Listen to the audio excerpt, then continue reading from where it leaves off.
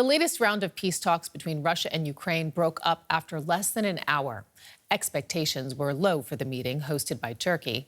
Both sides had warned a breakthrough would be unlikely.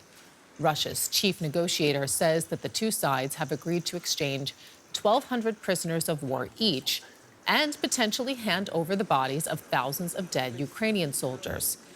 Ukrainian diplomats say that Kyiv has offered to attend a leaders' summit aimed at ending the war by the end of next month. And for more now, we turn to our Riga bureau chief, Yuri Rashado, and DW correspondent Rebecca Ritters, who's joining us from Kyiv. Yuri, I'll begin with you. Not much coming out of this latest round of peace negotiations. What has Russia been saying? Well, Russian presidential spokesman Dmitry Peskov has already said before the negotiations that he didn't expect a breakthrough, so the limited outcome is not surprising. Nevertheless, the two sides were able to clarify some humanitarian issues, you said it. They agreed to exchange 250 soldiers immediately after the talks and to exchange at least another 1,200 prisoners of war. The Russians have proposed 24 to 48-hour ceasefires to collect dead and wounded soldiers from enemy territory. The Russians have proposed to hand over another 3,000 dead Ukrainians, and the Russians have proposed to save time and money and to set up 3 working groups that would continue to negotiate with each other online. These are, Sarah, the positive or constructive moments, let's say. Another major sticking point remains the issue of peace, and here the positions of the two sides are very, very far apart. And Rebecca, Kyiv, I mean, it wasn't expecting a breakthrough either. What is the Ukrainian position here? No, just as Yuri was saying there, I mean, expectations from the Ukrainian side were also incredibly low going into these meetings. I think they've come out with pretty much exactly what they'd expected. As Yuri mentioned, of course, it is a positive sign that they're going to agree to continue to talk, that these talks will remain open.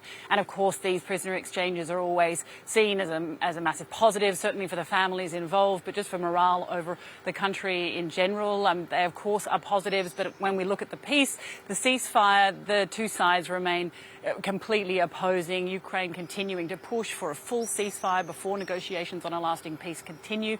And as you explained there, the Russians looking for more limited ceasefires, mini 24 to 48-hour breaks in the fighting so that they can collect dead soldiers.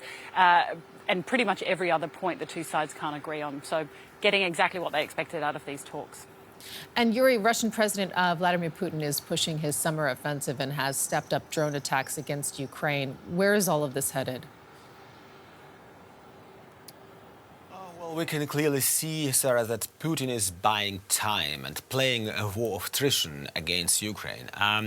He hasn't managed to take over the country in 3 days, not even in 3 years, but he has managed to, somehow destabilize and weaken the country to an extreme degree, despite all the help from the West. The successes of the Russians on the front are also minimal. There are no major offensives, no breakthroughs. It seems as if the Russians have neither the strength nor the desire. And if you take a walk through Moscow, you will ask yourself, war? What war? Nothing, no signs of war is there. At the same time, the Russian president doesn't want to back down from his maximum demands.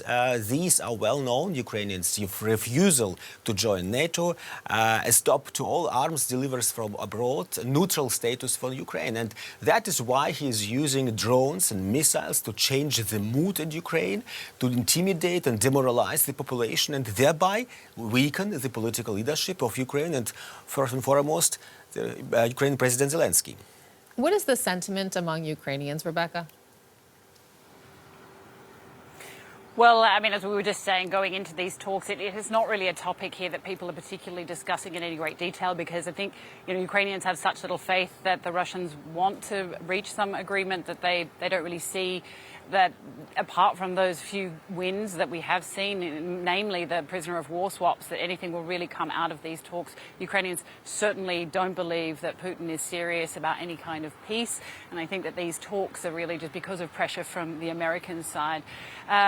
This story has been a little bit more another story that's dominating Ukrainians, certainly domestically here, is this anti-corruption bill that was passed by President Zelensky, and it's seen people coming out into the street. So that has really taken over the public conversation here, and these peace talks are not really on anyone's agenda. Yuri Richetto in Riga and Rebecca Ritters in Kyiv. Thank you so much to both of you.